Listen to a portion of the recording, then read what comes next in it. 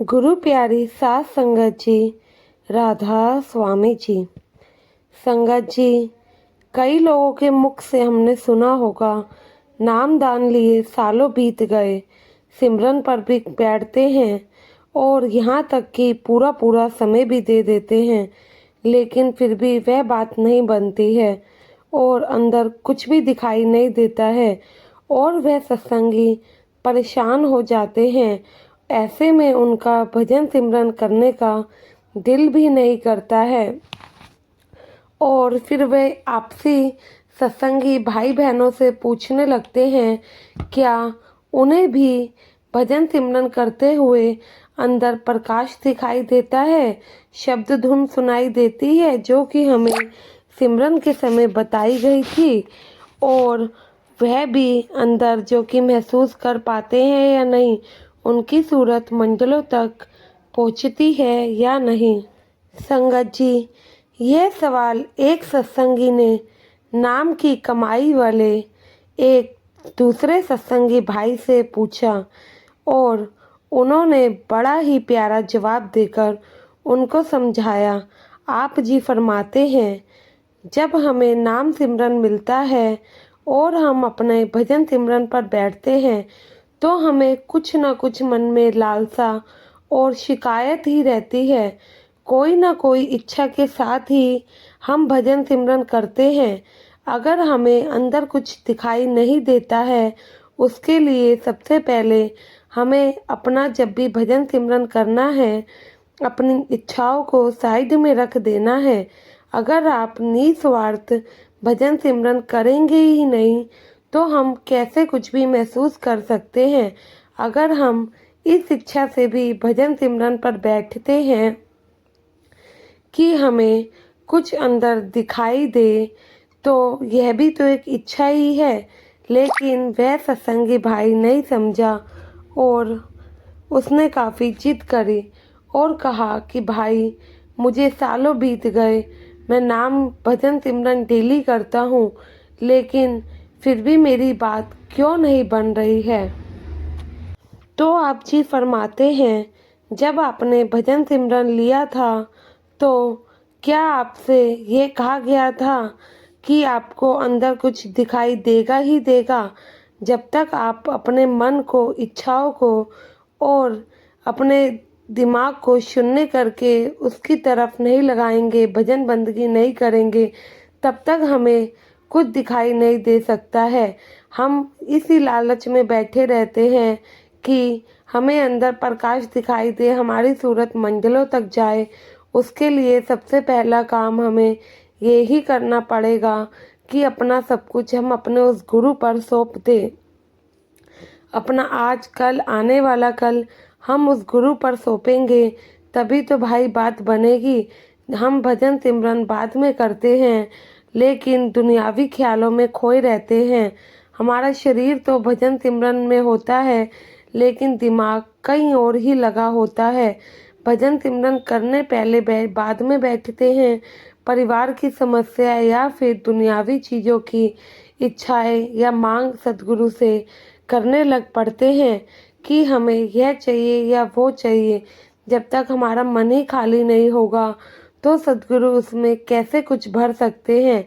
बर्तन को जितना बाहर से साफ करना जरूरी है, उससे कई ज़्यादा अंदर से साफ करा जाए तो ही तो बात बनेगी। अब आप उदाहरण के तौर पर खुद ले लीजिए, अगर कोई आपको कहे कि ये मिठाई सबसे ज़्यादा मीठी और अच्छी है, इससे ऊपर कुछ भी नहीं है, तो आप क्या उस बात को मानेंगे? नहीं ना। जब तक आप उसको खुद नहीं चखेंगे, खुद नहीं उसके रस को पिएंगे, तो आप कैसे जानेंगे। ऐसे ही आपको कोई नहीं बता सकता कि अंदर का प्रकाश कैसे दिखता है, या जब आपकी सूरत मंजिलों तक पहुंचती है तो क्या होता है, जब तक आप उसका अनुभव नहीं करेंगे। और उस अनुभव के लिए आपको खुद ही प्रयास करना पड़ेगा, खुद ही मेहनत करनी पड़ेगी। यह कोई भी आपको नहीं बता सकता है कि आपको अंदर क्या दिखाई देता है, क्योंकि उस चीज़ को, उस रास्ते से हमें खुद को ही गुजरना पड़ेगा।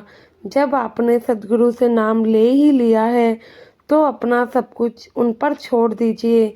जिस दिन आपने अपना सब कुछ अपने सद्गुरु के ऊपर छोड़ दिया और उन पर भरोसा करके सिमरन भजन पर बैठ गए, अपने मन और दिमाग को शून्य कर दिया, उस दिन से आपकी बात धीरे धीरे बनने लगेगी।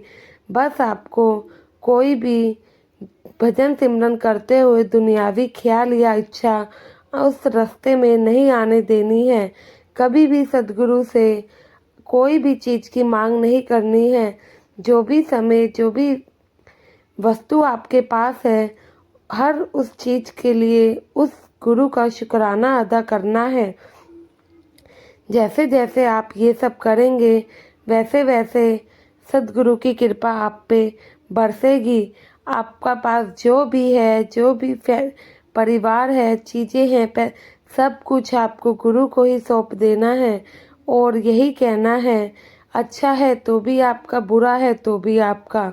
बस आपकी इच्छा यही होनी चाहिए कि आप भजन सिमरन को जितना समय हो सके उतना समय दें और वो भी निस्वार्थ।